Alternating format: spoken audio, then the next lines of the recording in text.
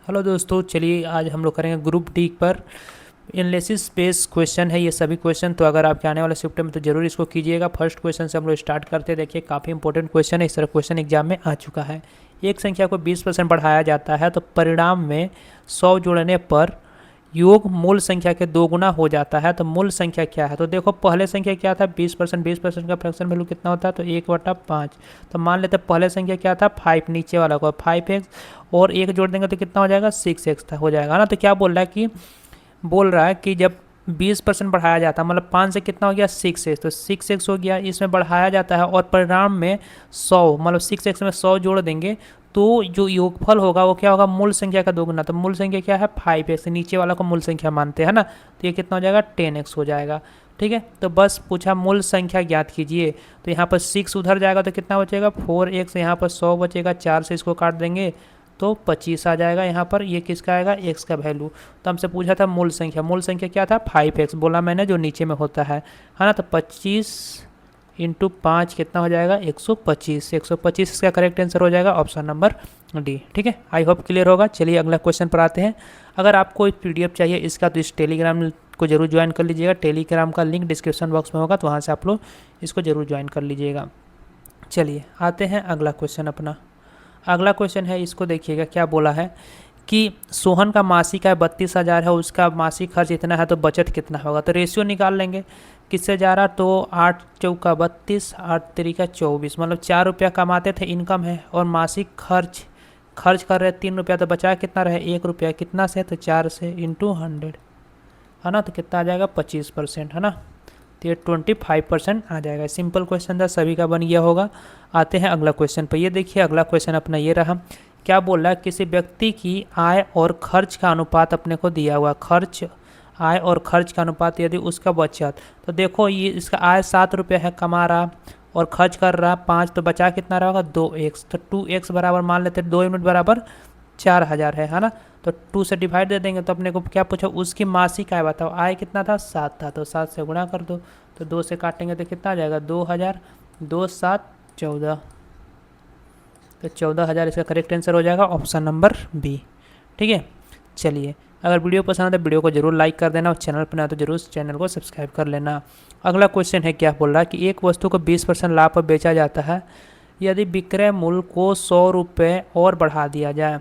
चलो मान लेते हैं पहले कितना था 5x, अच्छा इसको फ्रैक्शन से कर लिया। चलो 100 मान लेते हैं और 20% लाभ बेचेंगे तो 120 में बेचेंगे। ठीक है, यदि विक्रय मूल्य को 100 रुपये और बढ़ा दिया जाए तो प्लस 100 रुपये और बढ़ा दिए। ठीक है, तो ये कितना हो गया 220 रुपये हो गया।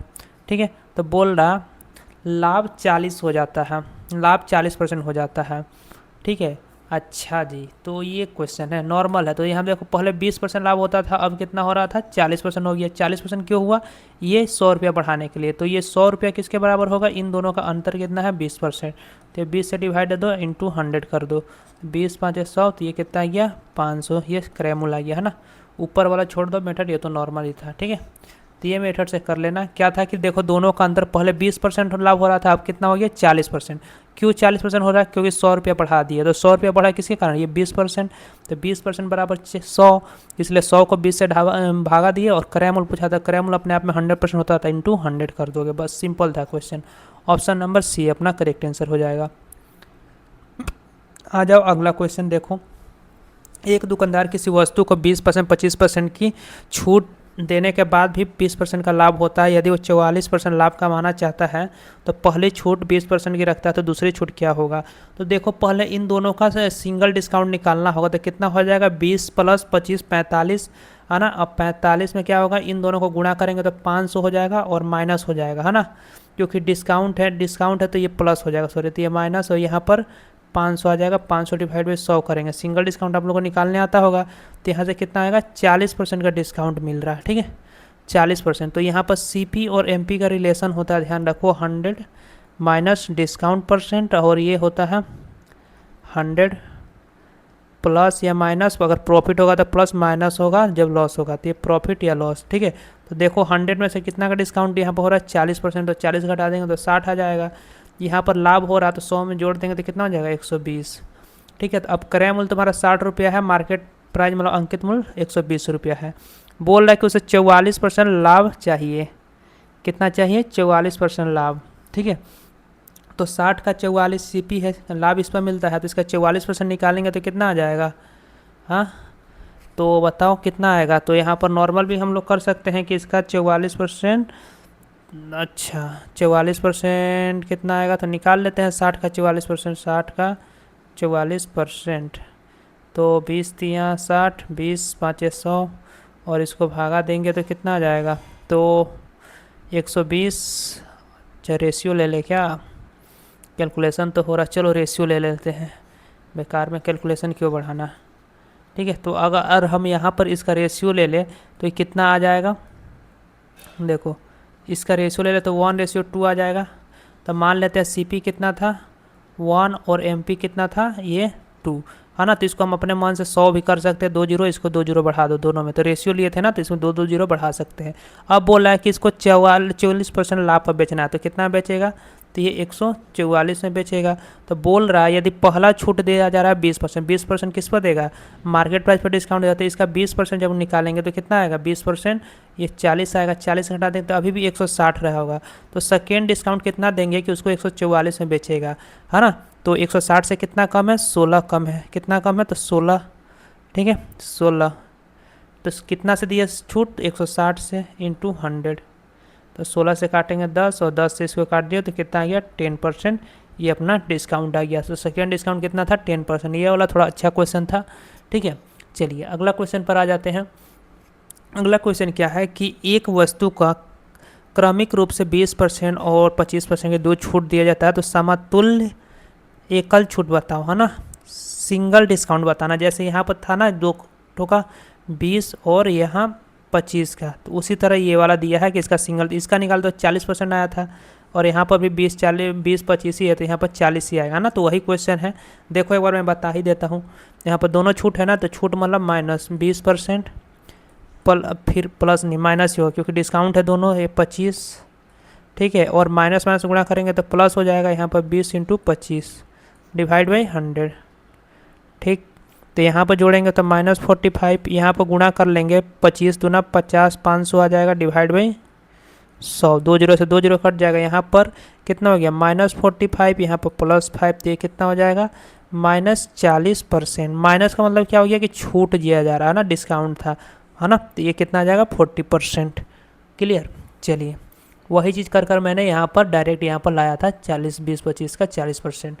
चलिए अगला क्वेश्चन है यहाँ पर, देखो क्या बोला है कि 10,000 राशि को 10% वार्षिक दर से 1 वर्षों के लिए चक्रवृद्धि ब्याज और वार्षिक अर्धवार्षिक संयोजन में ज्ञात करने के लिए दोनों वर्षों के बीच ब्याज का अनुपात बताना है। ठीक है, तो ये क्वेश्चन हम लोगों ने कल का वीडियो में किया था, अगर आपने नहीं देखा तो ज़रूर उसको देख लीजिएगा, सिंपल ही है। चलो मैं फिर भी बता दे रहा हूँ। यहाँ पर क्या है कि 10% है, और यहाँ पर मेरे को उससे मतलब ही नहीं है ना, मेरे को ब्याज पूछा है ना, ब्याज का अनुपात पूछा है, तो 10% कैसे? कंपाउंड ईयरली, कंपाउंड निकालना है ना।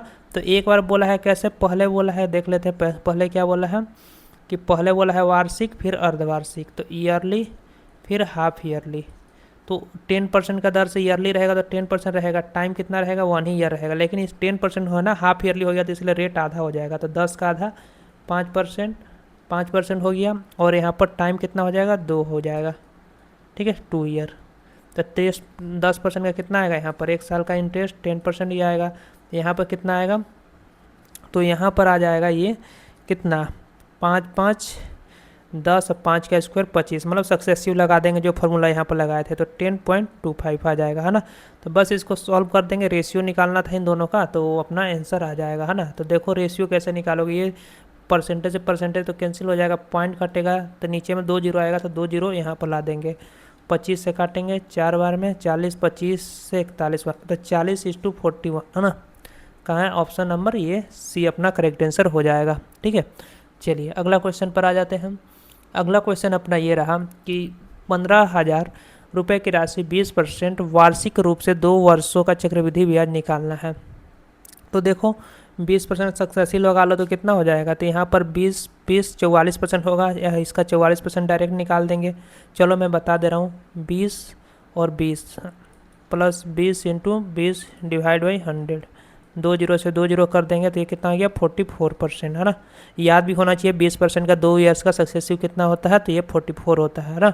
तो 15,000 का 44% निकाल दो बस, 2 जीरो से 2 जीरो ख़त्म, 1 जीरो आएगा, 15 चौका 60, 6 15 चौका 60, 6 66, 6600 आ जाएगा। ऑप्शन नंबर सी अपना करेक्ट आंसर हो जाएगा। ठीक है, आइए अगला क्वेश्चन है। देखो रेशियो प्रोपोर्शन से आ रहा है ना क्वेश्चन, तो यहाँ पर फोर्थ प्रोपोर्शन पूछा था तो क्या होगा, इन दोनों का गुणा और इसे डिवाइड दे दो तो फोर्थ प्रोपोर्शन निकल जाएगा।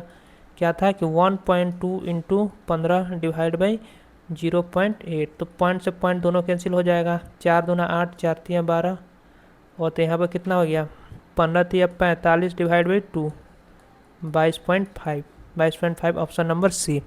ठीक है, चलिए आज का लास्ट क्वेश्चन ये रहा अपना।